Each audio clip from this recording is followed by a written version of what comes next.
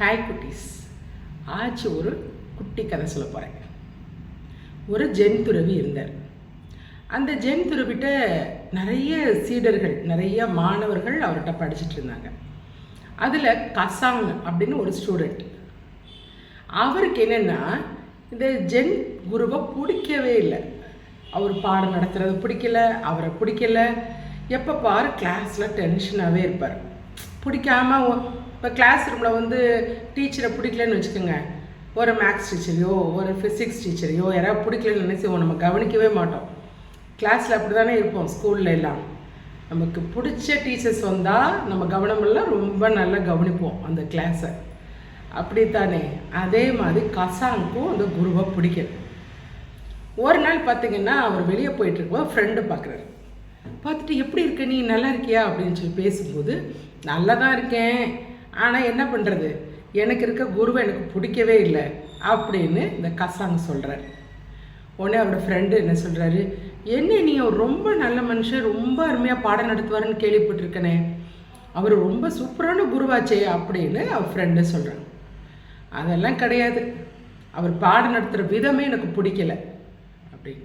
என்ன பாடம் நடத்துகிறாரு, உனக்கு எப்படி பாடம் நடத்துகிறாரு? இல்லை, ரொம்ப ஸ்லோவாக நடத்திக்கிட்டு இருக்கிறாரு, எனக்கு அது பிடிக்கல. வேக வேகமாக நடத்தணும்ல, ஸ்பீடாக நடத்தணும்ல, அடுத்து போயிட்டே இருக்கணும்ல. ஒரே லெசன் எடுத்தால், ஒரு பாடத்தை எடுத்தால் ரொம்ப ஸ்லோவாக சொல்லித்தர மாதிரி இருக்குது, எனக்கு பிடிக்கல அப்படின்னு சொல்கிறேன்.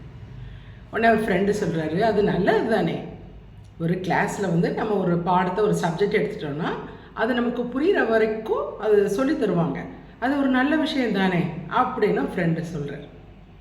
இப்போது உனக்கு நான் சொல்கிற விஷயமா உனக்கு புரியல, நான் என்ன சொல்ல வரேன்னா உனக்கு புரியல, நீ உன் வேலையை பார்த்துட்டு போ அப்படின்னு இந்த கசாங் கோமா சொல்லிட்டு போகிறார்.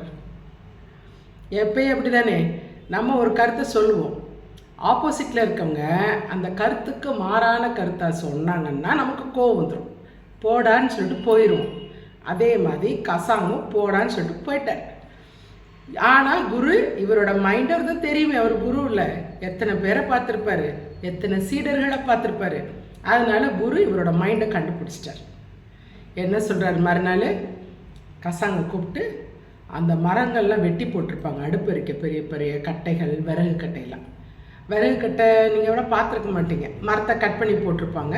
அதெல்லாம் கொண்டு போய் கிச்சனில் போய் அடுக்கி வை அப்படின்றார். உடனே நம்ம கசாங்க என்ன பண்ணுறாரு, நிறைய அழுறாரு, கை ஃபுல்லாக அழுறாரு, டொம் டொம் டொம்னு கீழே விழுகுது. அப்புறம் மறுபடியும் அவர் ரெண்டு விறகாக கொண்டு போகலாம், பெரிய பெரிய கட்டை தானே, மறுபடியும் நிறைய அழுறாரு, டொம்மாருன்னா அவர் காலிலே விழுந்துருச்சு. உடனே கத்துறாரு. உடனே குரு வேகமாக வரார். இப்போ என்ன பண்ணீங்க அப்படின்னு கேட்டார்.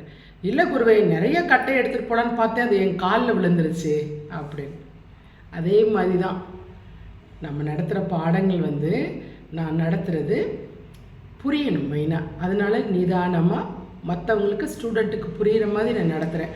அட்ட டயத்தில் நிறைய உனக்கு லெசன் சொல்லித்தரேன்னு வச்சுக்கோ, நிறைய பாடம் நடத்துகிறேன்னு வச்சுக்கோ, உனக்கு மைண்டுக்குள்ளே மூளைக்குள்ளே போகவே போகாது. அப்படி தானே, நிறையா அட்ட டயத்தில் ஒரு டீச்சர்ஸ் மேக்ஸ் டீச்சர் 2-3 சப்ஜெக்ட் 2-3 இது எடுக்கிறாங்கன்னு வைங்களேன், 2-3 அத்தியாயம் எடுக்கிறாங்கன்னு வச்சுக்கோங்களேன், நமக்கு புரியாது. ஒவ்வொன்றா சொல்லித்தந்தால் தான் நமக்கு புரியும்.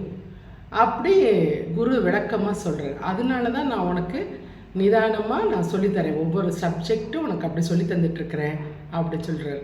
அப்புறம் தான் கசாங்க்கு தெரியுது, அடடா நம்ம நினச்சது எவ்வளோ பெரிய தப்பு அப்படின்னு கசாங்க்கு தெரியுது. உங்கள் ஸ்கூல்லேயே அப்படி தானே, டீச்சர்ஸ்லாம் ரொம்ப அருமையாக நடத்துவாங்க, ஒவ்வொரு சப்ஜெக்டாக தான் நடத்திட்டு போவாங்க. நம்ம சப்ஜெக்ட் நடத்திட்டு கொஸ்டின்ஸ் கேட்பாங்க, நம்மகிட்ட புரியுதா அப்படின்னு கேட்பாங்க. அதெல்லாம் கொஸ்டினுக்கு ஆன்சர் சொன்னதுக்கப்புறம் தான் அடுத்ததுக்கு போவாங்க, அப்படி தானே நடத்துவாங்க.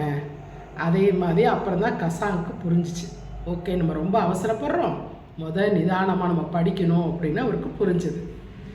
சரியா ஆச்சு. உங்களுக்கு நாளைக்கு வேற ஒரு குட்டி கதையோடு வரேன்.